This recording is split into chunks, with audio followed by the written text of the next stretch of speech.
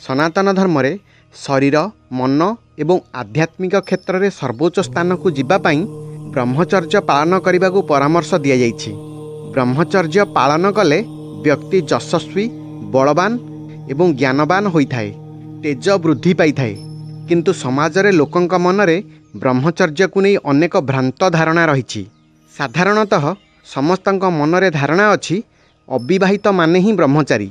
स्वामी विवेकानंद एवं दयानंद सरस्वती को ब्रह्मचारी तांको ज्ञान पई आमे कहूना, एथिपाई कहूचे जे से अविवाहित थिले। विवेकानंद का नाम रे ब्रह्मचर्य को नहीं अनेक मिछ कथा मध्य समाज रे कुहा जाउछि। आजिर भिडियो रे आमे ब्रह्मचर्य संपर्क रे शुणा कथा को भूली आम ग्रंथ रे कौन लेखा जाइछि सेही विषय रे जानिबा। जय पतितपावन जगन्नाथ, जय सनातन। आपण देखुछंती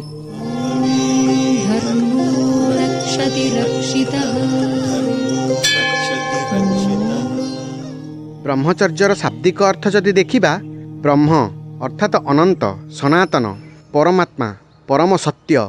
चर्यर अर्थ आचरण करिबा, अर्थात एपरी आचरण जहाँ आमको ब्रह्मंक आड़क नहीं जीव।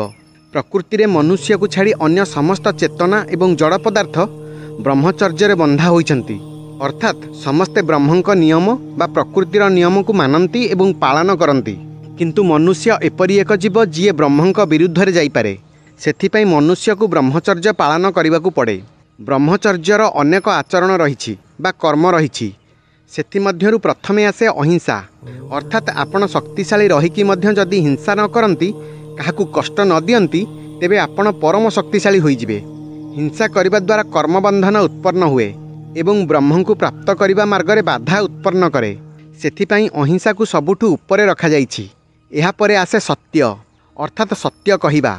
एहा परे ध्यान करिबा, ज्ञान अर्जन करिबा, निशाठू दूरेई रहिबा एवं जौन सुख प्राप्ति पाई करुथिबा संभोग ठारू दूरेई रहिबा।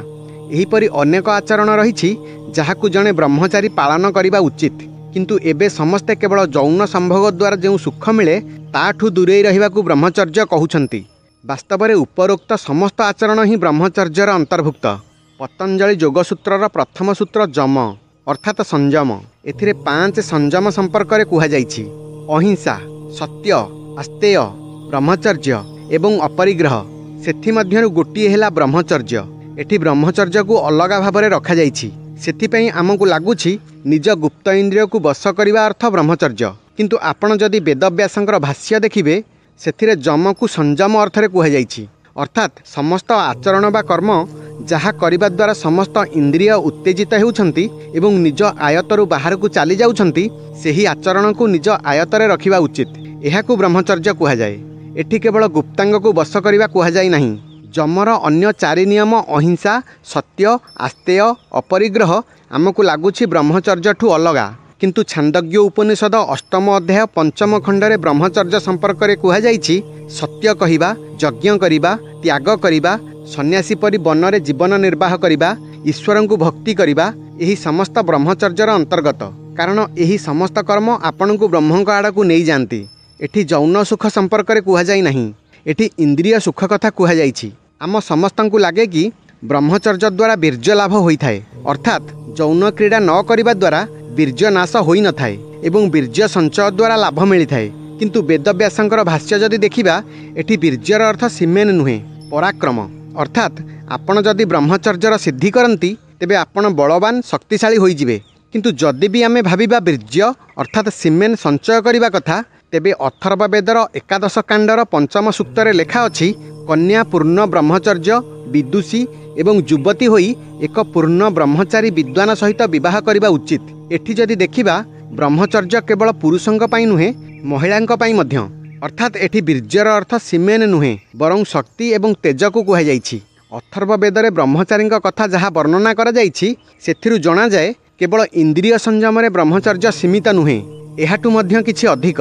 सेथिरे वर्णित रहिछि जणे ब्रह्मचारी को पृथ्वीर ज्ञान, सौरमंडलर ज्ञान एवं सौरमंडल परे भी जहाँ अच्छी तार ज्ञान हेबा जरूरी। सेथिपाई उपनयन संस्कार परे जेतेबेले शिष्य गुरुकुल रे शिक्षा नेबाकू जाए, सेतेबेले एही ज्ञान दिया जाइथाए, कारण एहा ब्रह्मचर्यर एक अंश। आउ गोटिए कथा हैला जे समस्ते भाबंती ब्रह्मचारी विवाह करिबा उचित नुहे, किंतु एही सूक्तरे लेखा जाइछि जणे ब्रह्मचारी निज ज्ञान द्वारा प्रकाशित होई आकर्षक व्यक्तित्व सहित गृहस्थ आश्रम रे प्रवेश करिथाए एवं एहापरे सत्य एवं ज्ञानर कौन मूल्य एवं तार कौन प्रयोग ताहा घोषणा करिथाए।